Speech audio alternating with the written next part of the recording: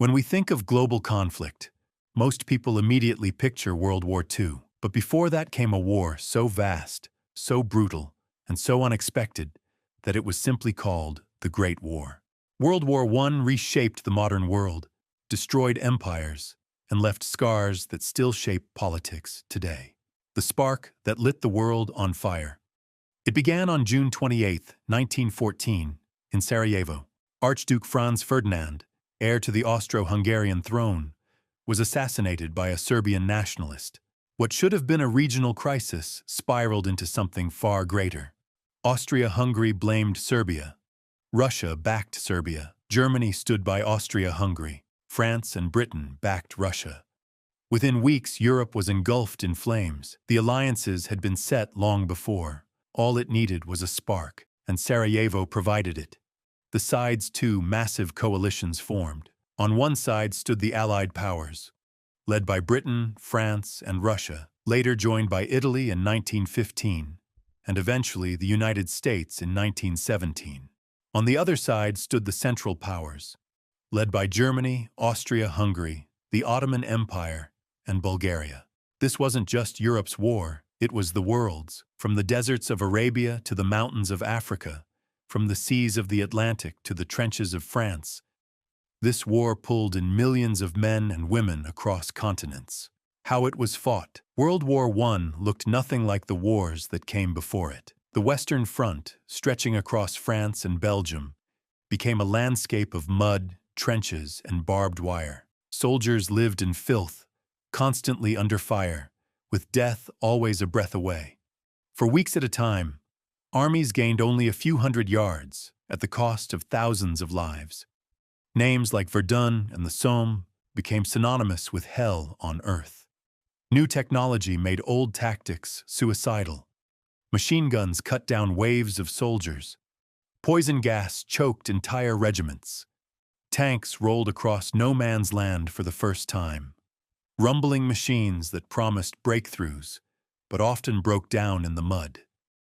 Submarines hunted ships beneath the seas, sending civilians and soldiers alike to watery graves. Airplanes turned the skies into a battlefield for the first time, used for scouting and bombing raids. It wasn't glory. It was slaughter on an industrial scale. Major fronts, the war stretched far beyond France. On the Eastern Front, Germany and Austria-Hungary fought Russia across vast lands. Battles were bloody, with millions of casualties, but the fronts were more fluid than in the West. In the Middle East, the Ottoman Empire fought against Britain and Arab rebels, with guerrilla raids, sabotage, and desert campaigns becoming legendary. Figures like T.E. Lawrence, Lawrence of Arabia, turned the desert into a battlefield. In Africa and Asia, colonies became battlegrounds, pulling millions of soldiers into a war far from their homelands, often fighting for empires that treated them as second-class subjects. At sea, German U-boats sank ships relentlessly, even civilian liners like the Lusitania, angering America and shifting global opinion. America enters for 3 years. The United States stayed out, watching from across the Atlantic. But Germany's decision to resume unrestricted submarine warfare, attacking any ship, military or civilian, pushed America toward war. Then came the Zimmermann telegram, where Germany secretly urged Mexico to attack the U.S. if it joined the Allies, promising them lost territory in return. That was the final straw. In April 1917, America declared war on Germany. Fresh American troops, resources, and industrial might tipped the balance of power toward the Allies. For the first time in years, hope returned to the battered soldiers on the Western Front. The endgame, by 1917, Russia collapsed into revolution. The monarchy fell, and the new Bolshevik government signed a separate peace with Germany, leaving the Eastern Front silent. Germany threw everything it had into one last massive offensive in 1918, hoping to win before American reinforcements arrived in full strength. At first, they advanced quickly, but exhaustion, supply shortages, and relentless Allied counterattacks brought them to a standstill. The Allies launched their own offensive with overwhelming force, pushing the Germans back across France. By autumn, Germany's allies had surrendered.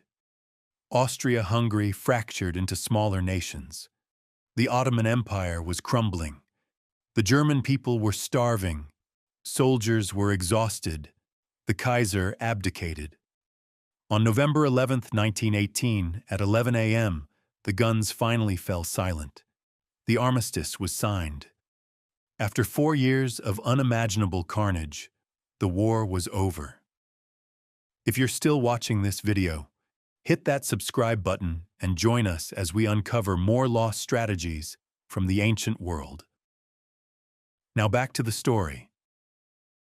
The aftermath. The human cost was staggering. Around 20 million dead and another 21 million wounded. Entire generations of young men gone. Fields once filled with farms became graveyards. Towns emptied. Families shattered. The Treaty of Versailles in 1919 punished Germany harshly.